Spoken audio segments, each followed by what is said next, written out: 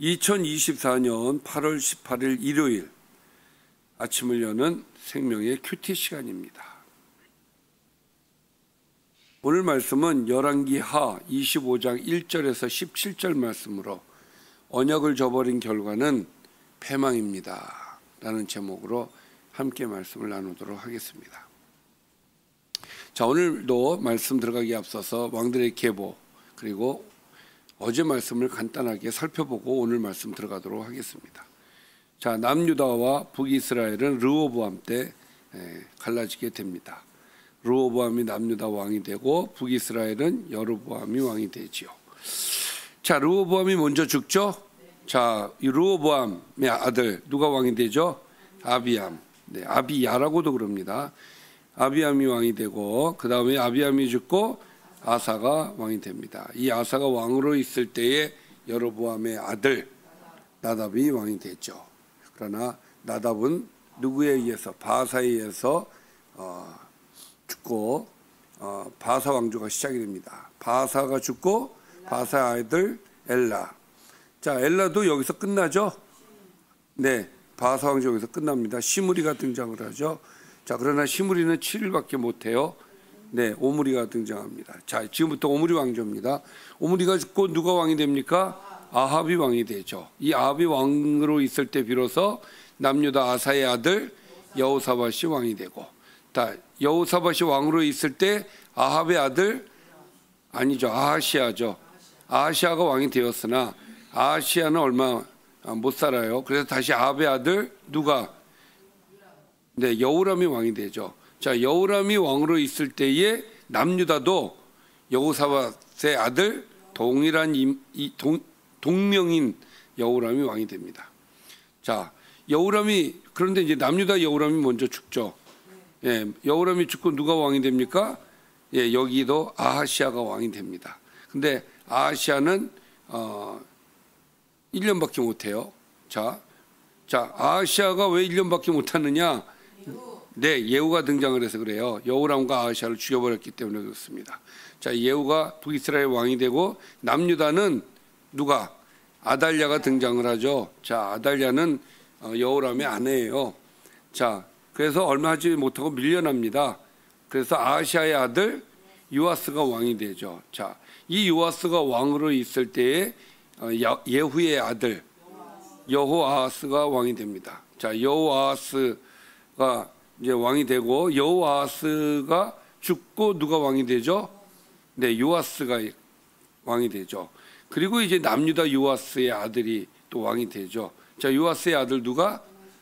아마샤가 되죠. 아마샤가 왕이 되고 아마샤가 왕으로 있을 때 북이스라엘 요아스가 죽고 요아스의 아들 여로보암 2세가 왕이 됩니다. 자, 여로보암 2세가 왕으로 있을 때 남유다 아마샤의 아들 아사랴가 왕이 되죠. 자, 아사랴가 왕으로 있을 때에 여로보암이 죽고 스가랴가 왕이 되었으나 이제 반란이 일어나죠. 여기서 누가? 살룸. 그렇죠. 살룸이 되고 그 다음에 순서 무부베. 자, 이렇게 왕이 되죠. 자, 베가가 왕으로 있을 때 아사랴의 아들 요담이 왕이 됩니다. 자, 요담이 죽고 아하스가 왕이 되죠. 그렇죠. 아하스가 왕으로 있을 때 이제 또 북이스라엘이 반란이 일어나요. 네, 호세아가 왕이 되고 호세아가 왕으로 있을 때 아하스의 아들 네, 히스기야가 이제 왕이 되죠. 이 히스기야가 왕으로 있을 때 호세아 시대 때 이제 북이스라엘이 망하죠. 예, 망합니다. 자, 그리고 이제 히스기야의 아들 누가? 므낫세죠. 아주 나쁜 왕으로. 히스기야는 굉장히 훌륭한 왕이었는데 므낫세 아주 나쁜 왕입니다. 그리고 므낫세의 아들 아몬도 아주 나쁜 왕이에요. 자, 므낫세와 아몬이 이어지지만 아몬의 아들 누가? 네, 요시아죠. 요시아가 또 아주 좋은 왕이죠. 개혁을 했습니다. 그러나 요시아 이후의 왕들은 또 그렇지를 못해요. 그렇죠. 자, 요시아의 아들 여호아하스가 왕이 돼요. 그러나 3개월밖에 못하죠. 붙잡혀 갑니다. 자, 그 다음에 여호야김이에요. 그 다음에 여호야긴이 되는 거죠. 여호야킨 다음에 여호야긴이 또 붙잡혀가고 시드기야가 이제 왕이 되죠. 이렇게 해서 여기까지, 여기까지지만 사실 왕들의 계보가 여기까지이기도 합니다. 자, 어제 말씀 볼까요? 자, 여호야김의 아들 여호야긴도 하나님 보시기에 악을 행했다. 바벨론 왕이 침략해 성전과 왕궁의 보물을 빼앗고 여호야긴과 왕족 용사 장인들을 다 잡아가죠. 그래서 이 예루살렘에는 비천한 자들만 남게 되었다라고 이야기를 하고 있습니다. 자, 그리고 바벨론 왕이 여호야긴의 숙부 mat단이야를 왕으로 삼고 그의 이름을 시드기야로 바꿉니다. 그래서 이제 마지막 왕 이름이 시드기야가 되는 거예요. 근데 이 시드기야도 하나님 보시기에 악을 행했다라고 하는 것이죠. 참 그래서 안타까워요. 좀 하나님 앞에 잘하지. 자, 오늘 말씀 들어가겠습니다. 시드기야가 이제 왕으로 있을 때 얘기입니다. 시드기야 제9년. 몇 년이요? 시드기야가 왕이 되어서 제9년 9년 차에 열째 달 10일에 바벨론의 왕 느부갓네살이 그의 모든 군대를 거느리고 예루살렘을 치러 올라와서 그 성에 대하여 진을 치고 주위에 토성을 쌓았다. 왜 느부갓네살들이 쳐들어왔을까요? 어제 말씀 마지막에 시드기야가 바벨론을 배반했다고 나와 있잖아요. 그래서 이제 느부갓네살, 바벨론 왕 느부갓네살이 쳐들어온 겁니다. 자, 시드기야 몇 년 차에 쳐들어왔다고요? 9년.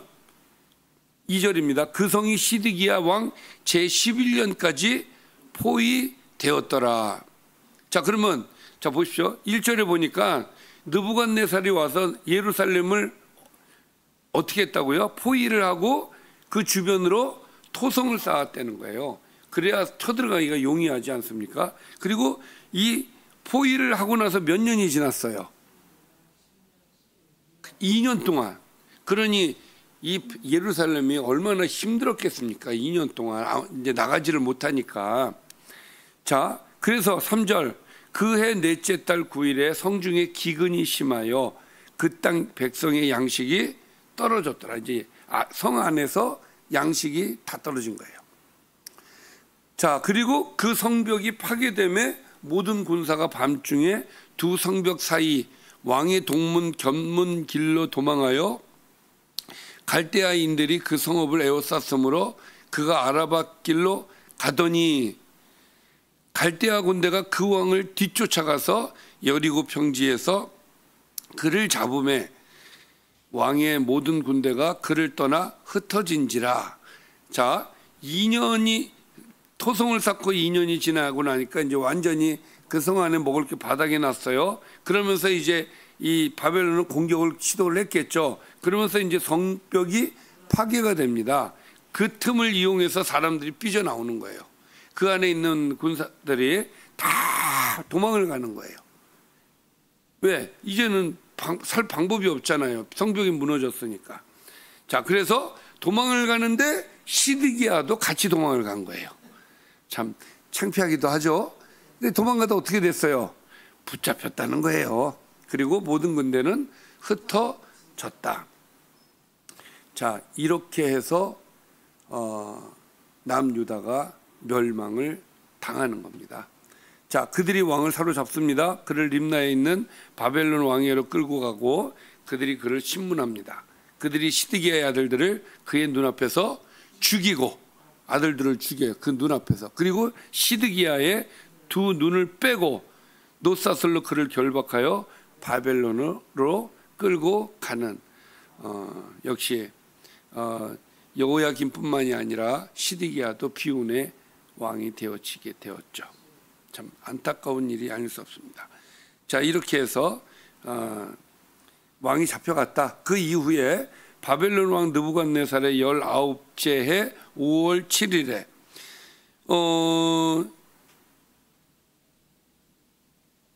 그 바벨론 왕 느부갓네살이 이제 그 바벨론 왕의 신복 시위대장 느부사라단을 예루살렘에 보냅니다.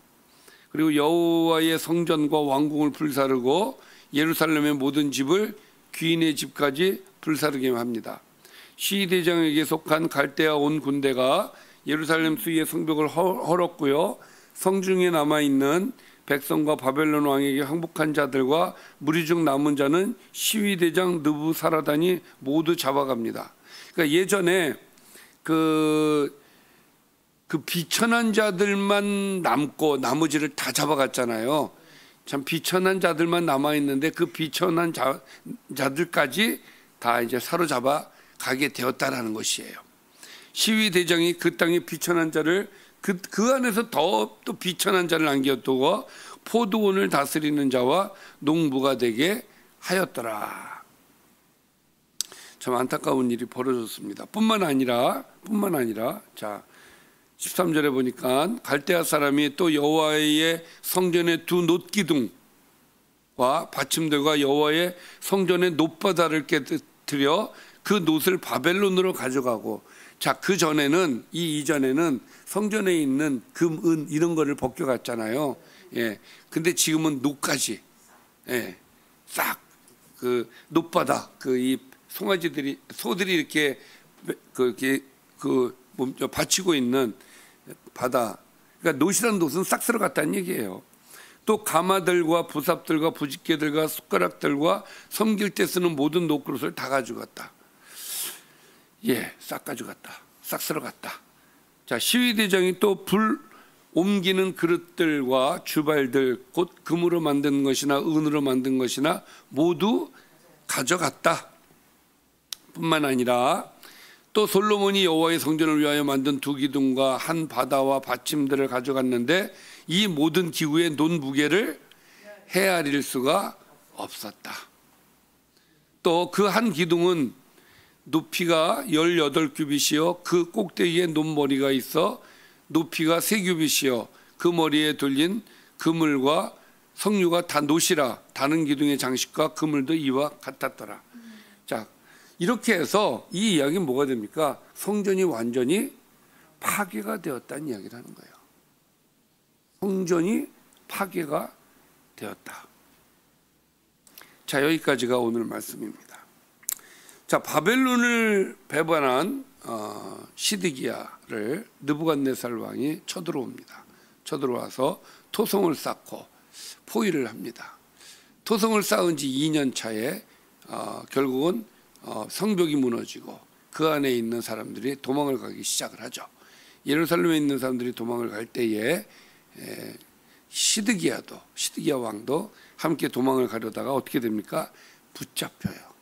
붙잡혀서 바벨론으로 두 눈이 뽑힌 채 끌려가고 아들들은 죽고 이런 상황이 되었다는 이야기고, 더불어서 나머지 이야기는 성전 안에 있는 모든 놋이란 놋 그 모든 것들을 다 싹 가지고 갔다. 그럼으로써 성전이 완전히 파괴가 되었다라는 것이 오늘의 말씀입니다. 사실 오늘 말씀은 이제 두 가지로 나눠볼 수 있는데, 시드기야가 붙잡혀간 일과 또 그럼으로써 예루살렘이 망하는 거죠. 이제 남유다가 망한 것과 또 성전 파괴에 대한 이야기를 하고 있는데, 더 마음이 아픈 게 성전이 파괴가 되었다는 것이죠. 어떻게 하나님의 성전이 파괴가 될 수가 있을까? 어떻게 이렇게 싹 쓸어갈 수 있을 정도로 파괴가 될 수 있을까? 하나님이 지켜주셔야 되는 그런 성전임에도 불구하고 하나님은 그냥 내버려 두셨다라는 사실이죠. 자, 이렇게 성전 파괴까지의 이야기가 오늘의 말씀인데, 오늘 말씀을 통해서 우리가 분명히 깨달아야 되는 것은 성전에 대한 이야기를 좀 하고 싶습니다. 성전이 뭐 하는 곳입니까? 하나님께 예배하는 곳이, 제사하는 곳이에요. 오직 하나님을 향해서 하나님께 제사하는 것입니다. 하나님이 영광을 받으시는 가장 기쁜 자리예요. 그리고 하나님이 임재하신 곳입니다. 솔로몬이 성전을 짓고 나서 하나님께서 뭐라고 하셨습니까? 내가 여기 있어서, 내가 여기 임재하여서 내가 여기를 지켜줄 거다. 성전은 하나님이 임재하셔서 그 나라를 지켜주는 그런 장소이기도 해요. 그러나 하나님께서 그 장소를 버리셨어요. 왜 그랬습니까? 그것은 남유다의 죄 때문에 하나님을 섬기지 않는 죄악 때문에 그렇게 되어진 것이죠. 이것은 우리가 무엇을 생각해 볼 수 있느냐면, 예배하지 않는 성전은 하나님 기뻐하시지 않는다. 그것이 하나님이 임재하는 장소일지라도 하나님께서 중요하게 생각하시는 것은 그 장소가 아니라 하나님께 예배하는 그 예배예요. 그러니까 하나님과 이스라엘과의 관계를 하나님이 원하시는 거란 말이죠. 사실 장소는 그렇게 중요하지 않아요. 뭐가 중요합니까? 하나님과 이스라엘 백성과의 관계가 중요한 거예요. 근데 이 관계가 깨졌기 때문에 그 장소가 필요가 없어진 거예요. 그러니까 하나님께서 필요 없는 장소를 굳이 지키셔야 될 이유가 없으셨던 것이죠. 그래서 이 성전이 파괴가 됐다는 것은 하나님과 사람, 이 백성들과의 관계가 완전히 깨졌음을 보여주는 것입니다. 하나님은 우리에게 무엇을 원하시느냐? 예배를 원하십니다. 장소를 원하시는 게 아니에요. 예배를 통해서 하나님이 영광을 받으시기를 원하신다. 오늘 이 말씀을 통해서 예배가 얼마나 중요한지, 그 예배가 망가졌을 때 하나님은 그 중요한 성전까지도 버리시는 그런 하나님이시라는 거. 그러니까 얼마만큼 하나님께서 우리와의 관계를 중요하게 생각하시는지를 우리가 오늘 깊이 생각하는 시간이 되었으면 합니다. 기도하겠습니다. 살아계신 아버지, 감사합니다. 우리가 하나님 앞에 예배할 수 있는 예배자가 되게 해주셨습니다. 이 은혜를 우리가 기억하게 해주시고, 우리가 하나님 앞에 예배할 때에 하나님을 기뻐하는 자가 되게 하여서 하나님의 영광이 되어질 수 있도록 우리를 이끌어 주옵소서. 예수님의 이름으로 기도드립니다. 아멘.